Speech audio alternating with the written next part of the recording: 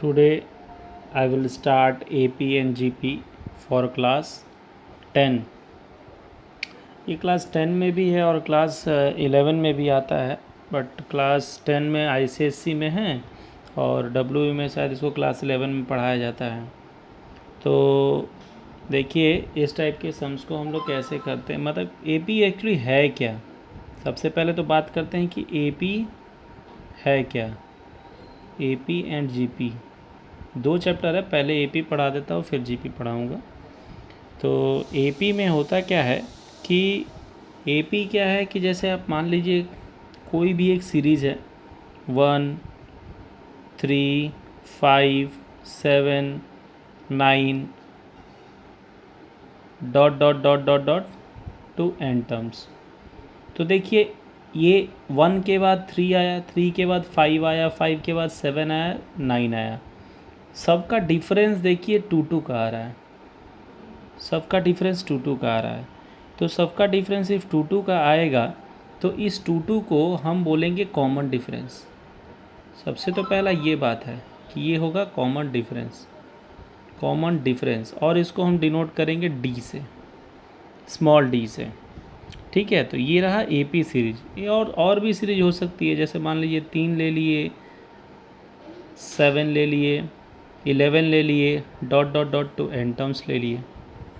तो देखिए पहले तो मतलब सीरीज़ पहचानना सीखना पड़ेगा कि वो AP में है कि GP में है। तो पहली बात तो देखिए ये AP में है, AP का चीज़ पढ़ा रहा हूँ तो पहले मैं AP बता रहा हूँ।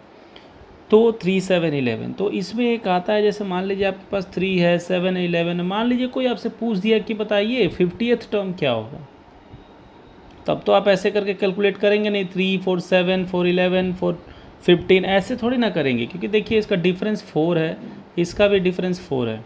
तो इसका कॉमन डिफरेंस, इसका कॉमन डिफरेंस तो आ जा रहा है आपका 4 का, तो इसको आप ऐसे तो रीड आउट करेंगे नहीं। तो इसलिए इसके लिए एक फार्मूला बना, Tn equal to A plus n minus 1 into d, जो कि देखिए Tn में ये जो n है, ये n है कि किस टर्म को निकालने बोल रहा है।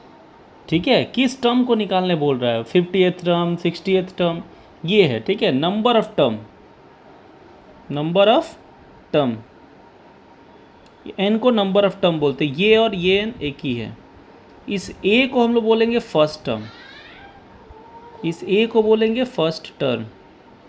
ठीक है, और ये d तो आपको मैंने ऊपर ही बता दिया था, इसको हम लोग बोलेंगे कॉमन डिफरेंस। ठीक है, कॉमन डिफरेंस। तो ये रहा, मतलब AP का जनरल अभी थोड़ा सा कॉन्सेप्ट क्लियर हो गया। तो और ये Tn जो है, पूरा Tn, इसको हम लोग बोल सकते हैं कि ये value of the last term, value of the last term बोल सकते हैं। तो ये मेरा Tn का वैल्यू है। तो मेरे पास अब यहाँ फॉर्मूला हो गया। अब मान लीजिए मेरे पास यही सम्स होता, 3 होता, 7 होता, 11 होता, हमको यहाँ से पूछता कि 50th टर्म निकालिए क्या होगा, यही सम्स है। ठीक है, to n terms.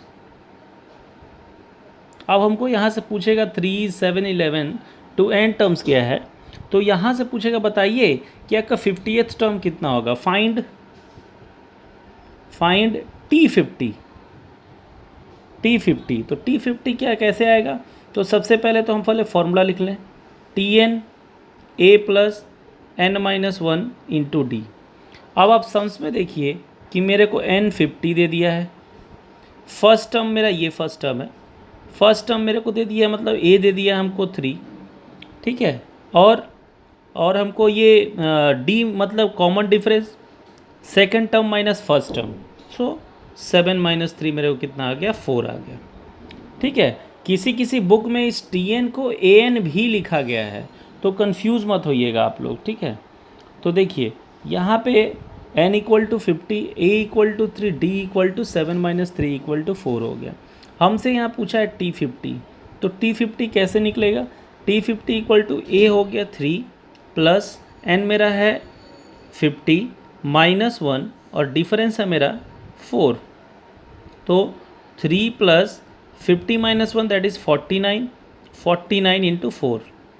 So 3 plus 9 4 जा 36, 3 कैरी, 4 4 जा 16, 196। ठीक है, अब ये हम इसको ऐड कर दिए, ये मेरा हो गया 199।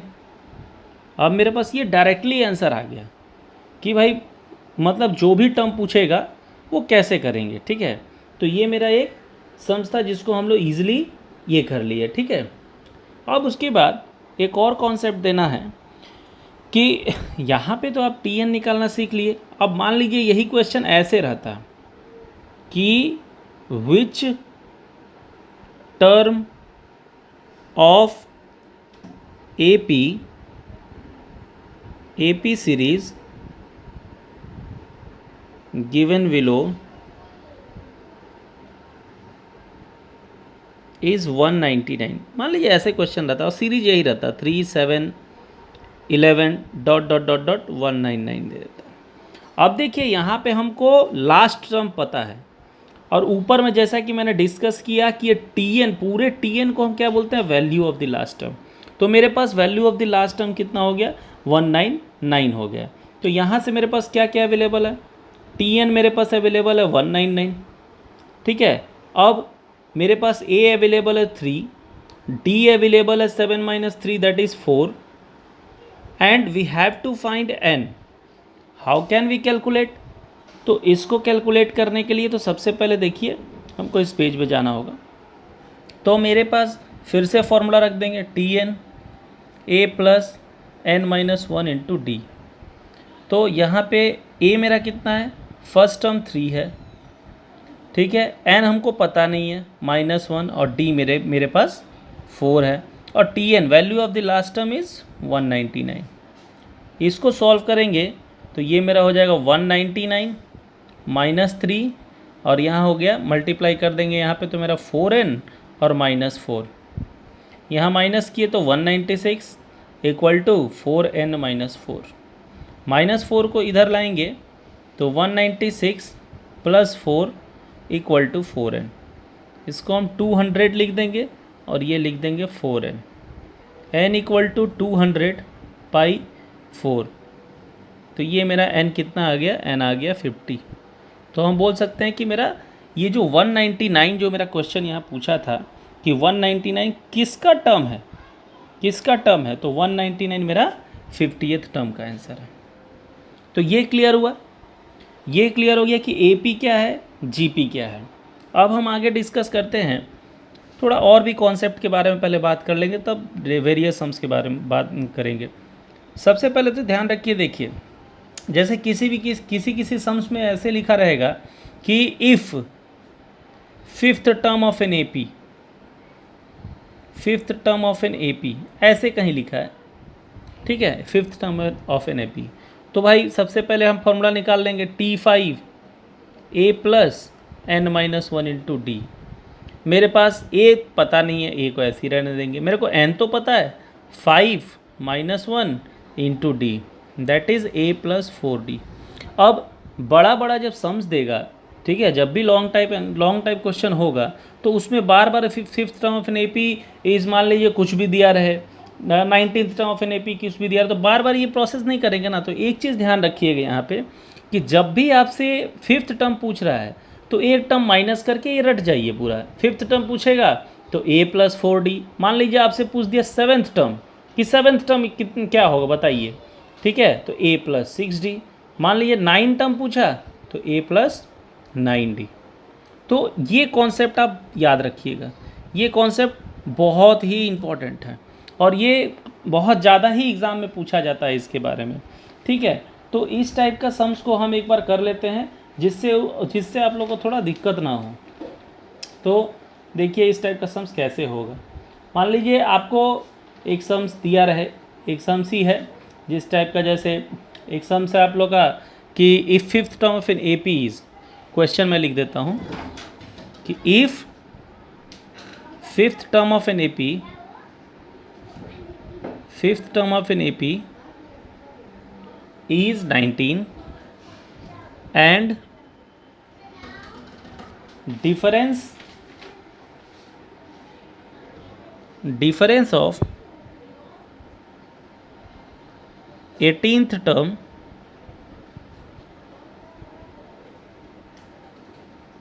from 13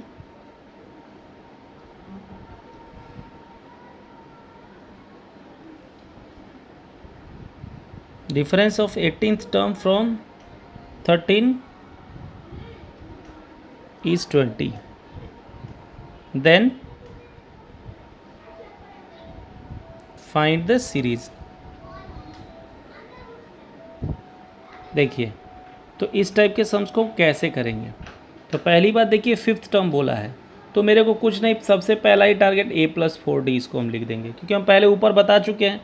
फिफ्थ टर्म कितना दिया है भाई मेरा? ये दिया है 19। ये मेरा हो गया इक्वेशन नंबर 1। ठीक है, अब उसके बाद आपका है कि difference of 18th term from 13th means हमको दिया 18th टर्म मतलब T18 minus T13 equal to आपको दिया है 20। यानी हम इसको कैलकुलेट करेंगे तो 18th टर्म कितना होगा? a+17d। और इसको हम क्या करेंगे? कैलकुलेट करेंगे तो लिखेंगे a+12d इक्वल टू 20। तो मेरा यहाँ कितना हो जाएगा? a+17d minus a minus 12d equal to 20। a और a cancel, 17d minus 12d हो गया आपका 5d इक्वल टू 20। तो d equal to 20/5 that is 4। तो मेरे पास डिफरेंस मिल गया 4, कॉमन डिफरेंस आ गया मेरा 4। अब हमको चाहिए a, तो a निकालने के लिए इक्वेशन नंबर 1 में पुट कर देंगे। तो यहाँ लिखेंगे फ्रॉम इक्वेशन 1, तो a+4d इक्वल टू 19। तो देखिए a तो मेरे पास पता है नहीं, d ऑलरेडी हम निकाल चुके हैं, d मेरा